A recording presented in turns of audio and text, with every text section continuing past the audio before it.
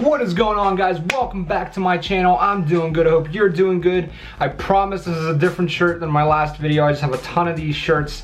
I wear them as undershirts for work. I promise it's a different shirt. I'm not grody. Anyways, welcome to Nikita's Corner. Today we're going to be talking about the brand new self-titled album by Bullet for My Valentine, obviously titled Bullet for My Valentine. The last time they released a record was 2018, and I remember that release.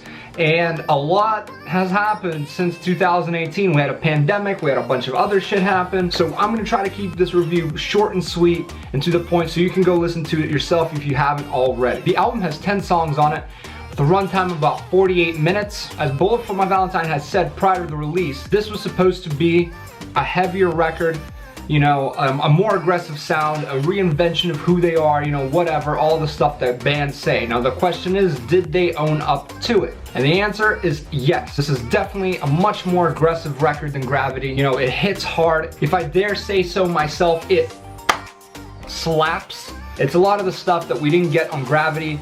Personally, I'm not hating on Gravity. I know a lot of people didn't really like it. I liked it. It was definitely not my favorite. I had a few tracks on there that I really dug, but it wasn't really the album that I wanted to hear from Bullet for My Valentine, especially coming out of Venom. Hearing this self-titled, I mean, it definitely feels like the energy's back in the band, you know, that high energy, that high intensity, you know, the aggression is definitely there throughout the entire record, you know, it goes hard from start to finish. You get a good amount of guitar solos, you know, the screams are back, they sound better than ever, you know. The bits and pieces sound like bits and pieces from their other albums, so it definitely has that true Bullet for My Valentine sound that we've kind of grown up with. And the way I've kind of noticed a pattern with them, I don't know, maybe I'm the only one, but it seems like they release a good record, then they release a kind of record, then they hit back with a really good one, then another record. So we had Temper, everyone was kind of like about it, right? Then they come out with Venom, they smash it in my opinion,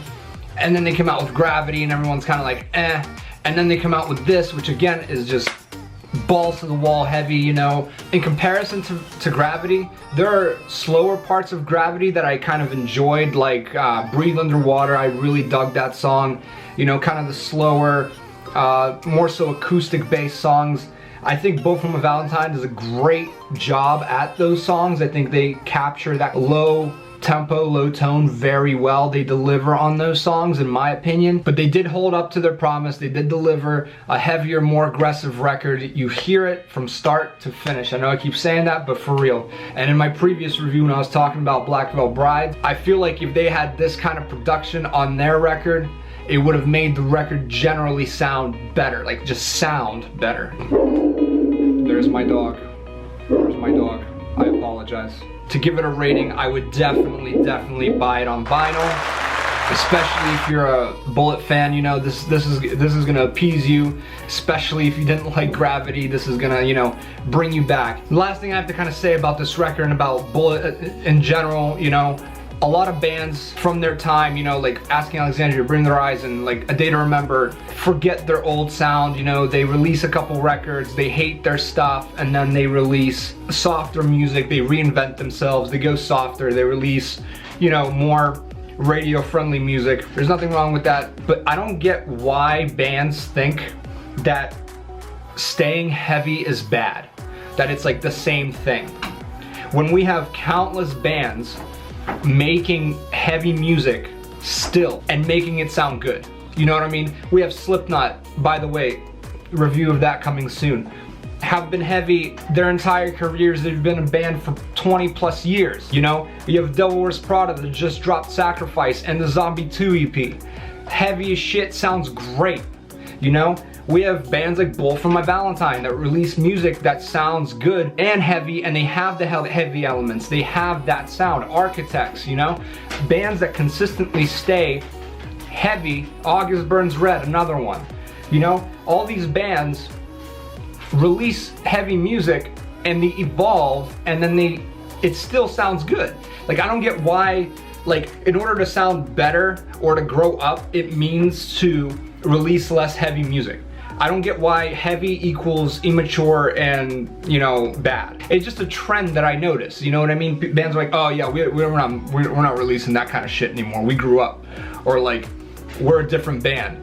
You know, there's countless bands that stay heavy, that maintain a good heavy sound, Bullet included. Motionless in White, another one. Band has stayed consistently heavy. I don't get why certain bands just fall off and go to this radio rock, or like rock in general. It still sounds good, don't get me wrong, and I like those bands and I support those bands.